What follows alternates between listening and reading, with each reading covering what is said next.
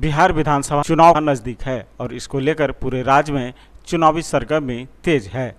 स्थानीय नेता से लेकर राजनेता तक जनसंपर्क अभियान तेज कर दिया है। चुनाव को लेकर हर पार्टी वर्चुअल रैली कर रही है और मतदाता को अपने पाले में लेने के लिए पुरजोर कोशिश भी।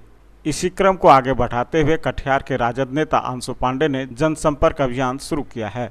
आंसू पांडे ने कहा कि कटिहार की जनता बदलाव चाहती है। बीते 15 सालों में कटिहार में विकास का कार्य नहीं हो पाया और यह एक झूठ का पुलंदा साबित हुआ है। ना ही यहाँ 15 सालों में स्वास्थ्य को बेहतर किया गया, ना ही एजुकेशन को। आंसू पांडे ने कहा कि कटिहार की जनता अब युवा नेतृत्व चाहती है और राज्य में तेजस्वी की सरकार। नमस्कार, कोसी आलोक न्यूज़ में आपका स्वागत। मैं बंटी प्रसाद। विधानसभा चुनाव काफ़ी नज़दीक है। हर पार्टी के लोग फील्ड में उतर चुके हैं। लोगों का क्या जानना है, आइए जानते हैं। विधानसभा चुनाव के दावेदार जो होने वाले हैं आंसू पांडे जी, उनसे उनकी जनता का क्या ख्याल है जानने की कोशिश करते हैं। नमस्कार सर। धन्यवाद। क्या लगता है इस बार? देखिए, लगातार निरंतर मैं इस क्षेत्र में हूँ और पब्लिक ने मन बना लिया है। इस बार परिवर्तन होना तय है। 15 सालों में कटिहार कितनी तरक्की की, कटिहार की आवाम ने देख ली, कटिहार की जनता ने देख ली है। कटिहार अब चाहता है बदलाव।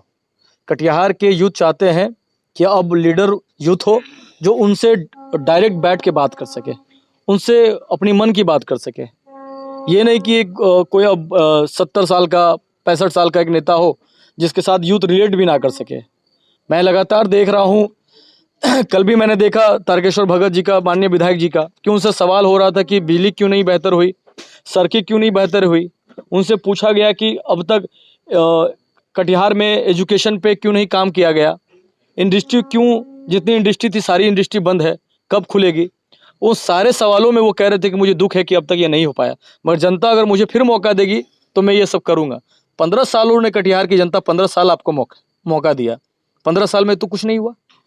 15 साल में ये हुआ कि जिस कटिहार में 12 इंडस्ट्री हुआ करती थी वो सारी इंडस्ट्री बंद है। 2015 में कटिहार आरबीएचएम जूट मिल बंद है।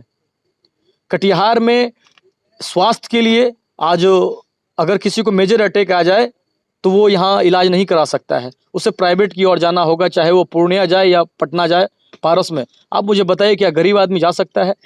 विधायक जी कहते हैं कि अभी तक इस पे हम काम कर रहे हैं। जब दरभंगा में एम्स का ब्रांच खुल सकता है तो कटिहार जिले में क्यों नहीं?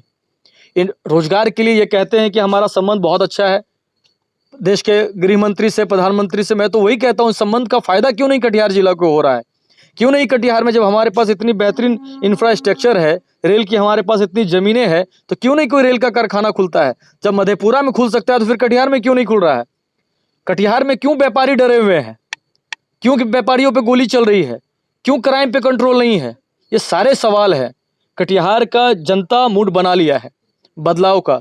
कटिहार का यूथ चाहता है, कटिहार की आवाम चाहती है कि अब एक ऐसी लीडरशिप आए जिसके अंदर में क्षमता हो, दम हो, जो बेबाक हो, डरता ना हो और सच बोलने की क्षमता रखता हो और इंसाफ करने का भी दम रखता हो। पब्लिक मन बना रही है। मैं जहाँ जा रहा हूँ, कटिहार के हमारे गार्जियन, हमारे अभिभावक, हमारे मित्र, हमारे दोस्त, जो हमारे अनुज हैं, उन सब का प्यार मुझे निरंतर मिल रहा है। मुझे उम्मीद है पार्टी मुझे चुनाव लड़वाएगी और हर हाल में कटिहार की जनता की जीत होगी। और आंसू पांडे कोई विधायक, कोई मंत्री का बेटा नहीं है, कोई पूंजीपति का बेटा नहीं है।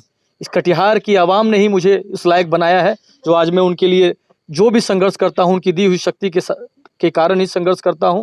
उन्होंने जो मुझे शक्ति दिया है, और मैं ये बात डंके की चोट पे कहना चाहता हूं कि आने वाले इतिहास में अगर कटिहार की जनता और परमात्मा ने मुझे मौका दिया, इतिहास, एक ऐसा इतिहास लिखूंगा जो कभी किसी ने नहीं लिखा होगा। ना भूतो ना भविष्य, कभी किसी को दोबारा आंसू पांडे मौका भी नहीं देगा। बहुत बहुत धन्यवाद।